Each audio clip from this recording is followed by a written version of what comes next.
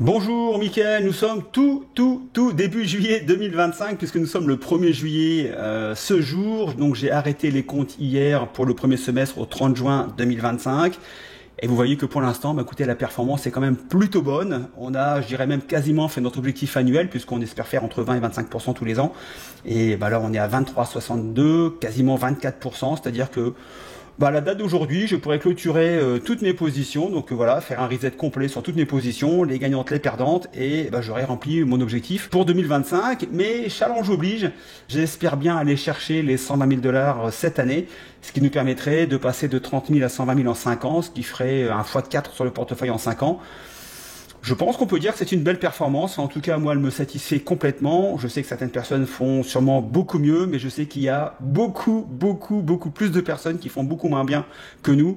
Donc, je m'estime, alors pas chanceux, puisque c'est du travail, hein, c'est pas de la chance, c'est uniquement du travail et des compétences que nous avons acquis maintenant depuis 15 ans sur le marché des options. Mais écoutez, comme quoi la compétence, l'expérience, ça porte ses fruits à un moment donné. Donc pour l'instant, donc plus 24% au 30 juin 2025, avec un S&P 500 qui, alors aujourd'hui il a monté un petit peu, mais qui a quand même de la peine à faire 5% depuis le début de l'année. Alors pourquoi cette performance de 24%? Alors vous pouvez voir que au mois d'avril, on a eu une chute des marchés, avec un drawdown qui devait être autour des 12-13% au niveau du S&P 500. C'est un peu plus de 15%. On n'était pas loin, on devait être 2-3% au-dessus. Et vous voyez qu'ensuite, on est reparti à la hausse. Alors pourquoi? Parce qu'on a profité de cet excès de volatilité. Merci Donald. Où là, on s'est, excusez-moi l'expression, mais carrément goinfré de primes, ce qui a permis de remonter très rapidement le portefeuille. Et vous voyez qu'on est passé très rapidement, en à peine un mois, à plus 10%, plus 20%, puisque les primes ont fondu comme neige au soleil avec une baisse de la volatilité extrêmement importante. Les actions qui sont parties à la hausse, on a l'effet ciseau. Pour nous, c'est complètement gagnant. Donc, pourvu que ça dure, pourvu que Donald nous donne encore pas mal de volatilité cette année, et ce qui nous permettrait d'aller chercher les 120 000 $ pour cette fin d'année 2025. Donc au niveau du S&P 500, plus 4,96. Alors au niveau du Nasdaq, donc le Nasdaq s'en sort un petit peu mieux avec 5,35%, donc 0,4% de plus que le S&P 500. Le drawdown a été plus important sur le Nasdaq avec quasiment moins 21%, alors que nous on devait être autour des moins 13%, donc on s'en est plutôt bien sorti. Clairement oui, parce que le S&P 500, enfin le marché en général est tiré par les valeurs technologiques. Elles ont fortement dégusté donc au mois d'avril. On en a profité pour passer quelques poutres sur des belles valeurs techno qui sont reparties à la hausse derrière de façon fulgurante, et là on s'est vraiment pris des grosses primes. On a pris des primes parfois de 500, 600, 800 $ sur des contrats qui étaient super sécures. Donc on avait une prise de risque qui était vraiment minimum avec un gain maximum.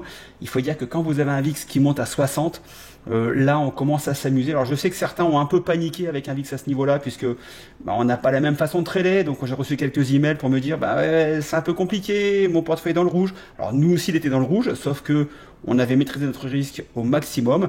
Ce qui fait que voilà, on avait les cartouches pour passer les bons trades au bon moment, dans les bonnes conditions. Et vous voyez que derrière, ça paye tout de suite, puisque on est passé de moins 10 à plus 25% assez rapidement à l'espace de 2 mois.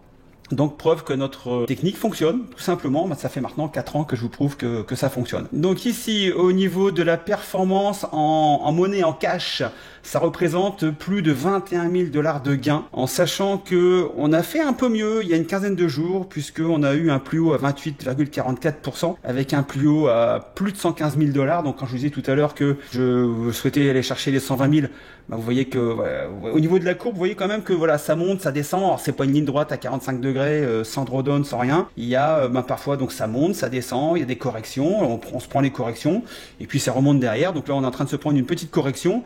Donc les 115, 117 000 devraient être, on devrait les revoir assez rapidement. Donc je pense que les 120 000 pour faire 6 mois, pour aller chercher 8 000 $, en sachant qu'on a fait 21 000 sur les 6 premiers mois, c'est tout à fait logique. Si on peut faire plus que 120 000, ça sera bien. Mais l'objectif, c'est 120 000 et je serai super content. Alors, au niveau du bilan des trades, aujourd'hui, qu'est-ce qu'il s'est passé depuis le 1er janvier 2025? Donc, on a passé à la date aujourd'hui plus de 130 trades, 133 exactement, Certains ont déjà été fermés puisque des échéances sont déjà arrivées, notamment celle du mois de juin, là on a fermé quelques contrats. On a fait 82 ventes de put, donc certaines ventes de put ont déjà été également clôturées, sans assignation. Enfin, on a eu une assignation avec TTD, mais sinon, donc voilà, donc 82 ventes de put. Certains puts sont encore en cours, je vous montrerai ça avec le portefeuille tout à l'heure. On a fait 34 covered calls, donc certains sont clôturés, d'autres sont toujours en cours. J'ai d'ailleurs quelques calls que je vais laisser, assigner, je vais me laisser exercer là pour récupérer du cash et récupérer un petit peu de marge. J'ai quelques contrats notamment sur SMR, je vous montre ça juste après. On a fait 8 achats d'options, alors vous verrez que le bilan il n'est pas encore super et tous les ans je fais des achats d'options et tous les ans je me dis il faut que j'arrête parce que c'est pas rentable, voilà. Avec nous ce que l'on fait, des achats d'options. Voilà, on essaye de jouer un petit peu le momentum, de jouer le marché et on est souvent en contresens. Et c'est vrai que les achats d'options, je vous le dis tout le temps, c'est 80% des cas des pertes. Et vous allez voir que là, on s'en sort tout doucement, mais c'est assez compliqué. Donc les crédits de spread, donc ça se passe toujours très très bien. Et donc une assignation avec TTD. Au niveau du bilan monnaie, donc là on a fait 11 289 $ de primes reçues. Donc ça ce sont toutes les primes de call vendu, covered call, de vente de put, de strangle, etc. etc. Donc on a aujourd'hui cumulé plus de 11 000 $ de primes.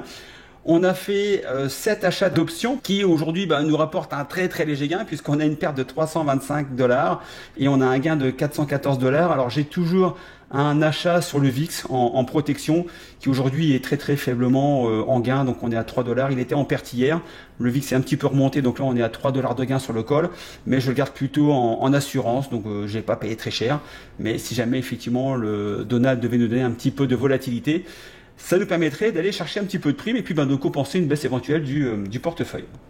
Alors, pour vous donner des choses un peu plus précises, donc au niveau des pertes latentes, on est à moins 13 383, puisqu'on a TTD qui aujourd'hui nous coûte 1646 $, donc suite à l'assignation, en sachant qu'aujourd'hui, donc les différents contrats qui ont été vendus, call, put, etc., nous ont rapporté 300 $ de prime, donc ça minimise quand même les 1600 $ de pertes qui sont latentes, mais bon, j'ai de bons espoirs voilà, on va garder ça, on va réparer au fur et à mesure, et puis on va récolter des primes. Et j'espère faire comme Bank of America. Alors je les ai gardés 2 ans et demi quand même, Bank of America, mais j'espère les revendre au prix où j'ai été assigné. Et puis écoutez, le gain se fera uniquement sur les primes qu'on a reçues, à part si vraiment on est sur un trend dossier sur TDD qui part franchement à la hausse, et là j'essaierai de suivre la tendance. Mais l'objectif est de se débarrasser de ça pour pas laisser une valeur en perte sur le portefeuille. NIO, ça je me les traîne depuis un petit bout de temps, je vous en ai déjà parlé depuis un an ou deux. Ça c'est ma peine, j'avoue que là ça commence à faire beaucoup, on est quasiment à moins 7000 $, la valeur n'arrive pas à remonter. Alors c'est dommage, je comprends pas ce qui se passe puisqu'il y a quand même quelques valeurs au niveau des véhicules électriques chinois qui se portent super bien. Mais NIO n'arrive pas à décoller. Là, on se balade entre les 3,50 et les 4 $, 4,20 $ depuis plus d'un an. Ça ne décolle pas. Ça, c'est un truc que je vais garder à mon avis un bout de temps. Mais c'est pareil, je ne désespère pas de retravailler ça avec les calls, les puts, etc. Alors, pour aller chercher 7000 $ de gain sur un strike à 4, c'est compliqué, mais avec le temps. Écoutez, de toute façon, j'ai le temps devant moi, donc on verra bien. Et puis, si un jour je dois me séparer de NIO en perte, écoutez, je le ferai. Ça fait partie aussi du jeu, on ne fait pas 100% de gagnant. Donc Mara, c'était une société que j'avais rentrée pour faire des covered calls. C'est une boîte qui fait du Bitcoin, je crois, du traitement de crypto-monnaie. Donc pour l'instant, je suis à 1456 $ de gain. Alors pour être très franc, j'ai pas calculé le nombre de contrats call et put que j'ai vendus dessus pour avoir les primes acquises. Je devrais le faire. C'est vrai que voilà. Je ne le fais pas, je le fais pas tout le temps, mais c'est vrai que si j'étais super rigoureux, je devrais le faire sur tous les covered calls. Donc Halliburton, donc le pétrolier, qui a pas mal dégusté, donc je suis à moins 3372 $ de perte également sur ça. Bon, j'ai déjà vendu quelques calls, donc à mon avis on est autour des 3000 $ de perte, j'ai dû récolter entre 300 et 400 $ de primes, donc on est sur une perte latente aujourd'hui d'un peu moins de 3000 $. Et puis donc le VIX, donc ça c'était hier soir, puisqu'aujourd'hui le VIX est un peu remonté, donc je suis à plus 3 $ de gain, mais on avait un VIX à moins 7 $. Au niveau des gains latents, je suis à plus 2111 avec donc SMR, qui est une vraie vache à lait pour nous depuis plusieurs mois, qui nous a permis effectivement de faire cette belle performance de plus 24%. Puisque aujourd'hui donc j'ai un gain de plus de 2100 $ sur ça, et j'ai déjà récupéré plus de 2500 $ de primes depuis quelques mois, donc c'est vraiment une vache à lait, pourvu que ça dure. Donc maintenant ce que je vous propose, c'est d'aller voir sur mon portefeuille directement. Je vais vous montrer les différentes lignes, comme ça on pourra faire le point ensemble. Alors comme je vous disais tout à l'heure, transparence oblige, je vous présente tout, il n'y a pas voilà, c'est pas la peine de vous cacher les choses. On est super transparent depuis maintenant 4 ans et je continue et je continuerai à être super transparent parce que je pense que c'est super important pour la crédibilité. On trouve un petit peu de tout sur Internet en termes de formation. Il y a à boire et à manger. Écoutez, moi je vous partage tout, mes track records tous les 6 mois, etc. Également ma plateforme de trading. Donc je suis hyper transparent. Je sais que certains le font aussi, donc bravo, faites-le, continuez. Il faut recréer de la confiance parmi les vendeurs de formation parce que c'est vrai que parfois il y a des choses quand même assez exotiques, on va dire, pour rester poli. Donc au niveau de l'achat de VIX, vous voyez qu'aujourd'hui je suis à moins $3. Donc voilà, on a gagné $4 par rapport à hier. Au niveau des covered call, donc SMR pour l'instant, donc on est à 3395 $ de gain sur l'action. Donc là j'ai un covered call, enfin j'ai deux covered call.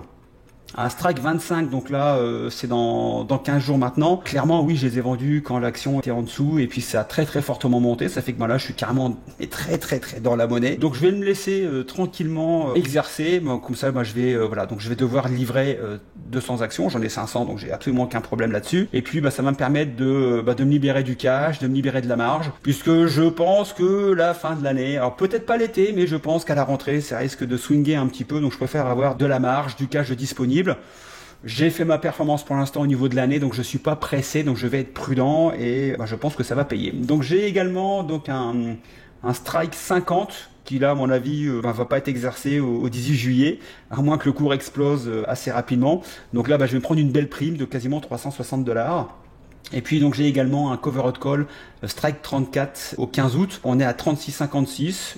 Écoutez, si ça reste sur ces prix-là, écoutez, je me ferai exercer, sauf que j'aurais quand même pris une prime de plus de $530, quasiment 535 avec les frais. Plutôt une très belle prime. Donc Mara aujourd'hui, donc une paire, donc 300 actions en portefeuille, moins $1435 sur les titres. Aujourd'hui j'ai un call où je vais récupérer $60 et un autre call où je vais récupérer $109. Bon, on est loin des $1400. Mais si les marchés des cryptos devaient remonter un petit peu, ça remonte assez vite. Un Mara, c'est quand même assez volatile. Donc on peut passer très bien de moins 25 à quasiment moins 5 ou voire 0. Et puis là, je sortirai. J'aurais gagné des primes avec les ventes de put et les ventes de call.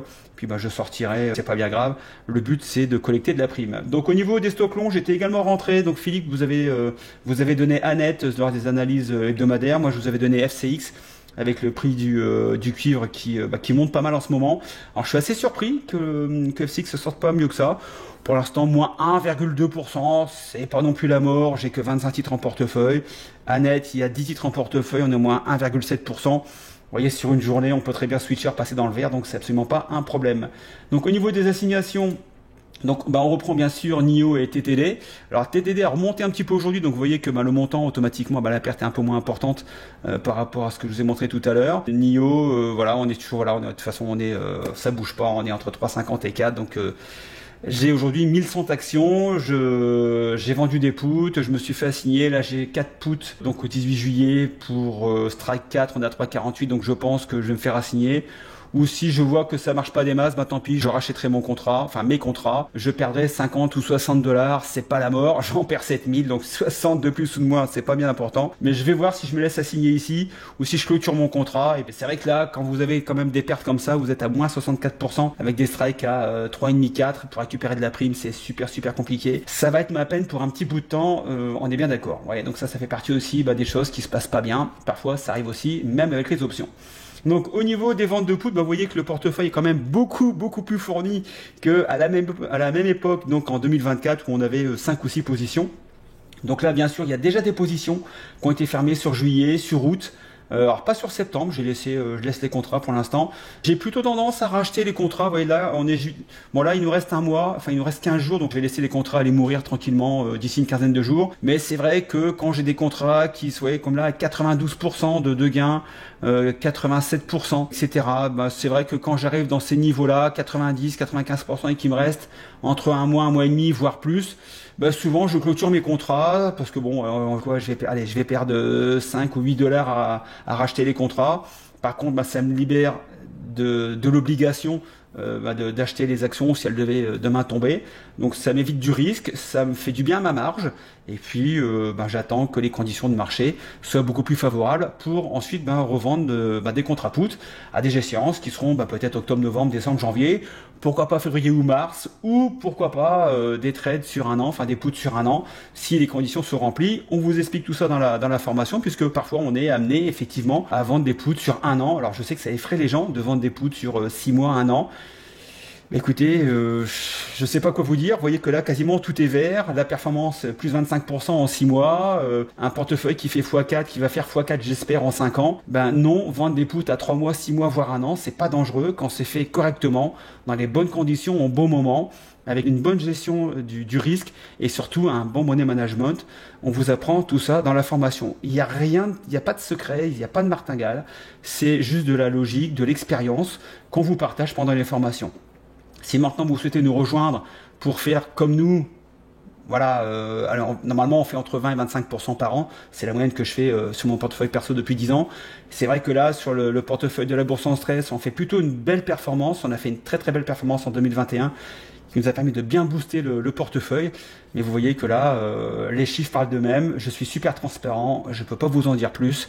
Donc si vous voulez nous rejoindre, je vous mets le lien en dessous pour prendre un rendez-vous avec moi et on discutera de votre possibilité de nous rejoindre si ça vous intéresse. Je vous explique tout ça, je vous dis un peu ce qu'on fait, etc., comment ça fonctionne, et puis vous prenez votre décision tranquillement, en réfléchissant, si vous voulez ou pas nous rejoindre. L'option, si je peux dire, vous appartient complètement, il n'y a pas de vente forcée, je suis pas là pour vendre des formations à tout prix. Vous voyez que je gagne très très bien ma vie avec les options. Aujourd'hui, voilà, il y a un deuxième portefeuille qui est personnel, qui fonctionne très très bien aussi, donc voilà.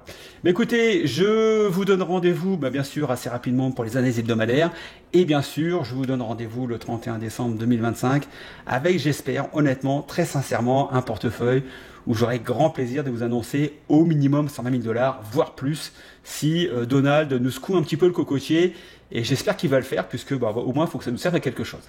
Sur ce, trade safe, passez un très très bon été. Si vous voulez décrocher là pendant un mois ou deux, je pense que ça risque d'être assez calme cet été. Mais voilà, donc sur ce, écoutez, trade safe, soyez prudents et à très très bientôt. Bye bye.